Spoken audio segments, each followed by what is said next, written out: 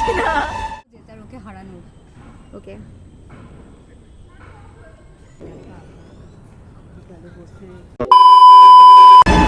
আমরা এই জামিয়া যাচ্ছি এখন আপাতত।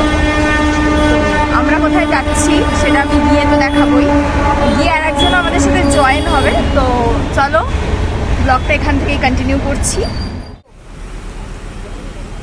আমি জানতাম হাই কার।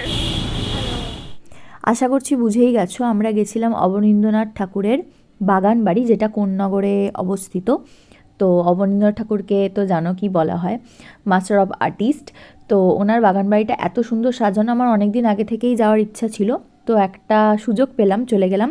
এই যে 10 টাকার টিকিট দিয়ে ভেতরে ঢুকলাম, এবং ওখানে গিয়ে একটা স্পেশাল কিছু করা হয়েছে, যেটার ব্লগটা আসবে অবশ্যই। আমি অনেকটা লেট আপডেট দিচ্ছি, তো সঙ্গে থেকো।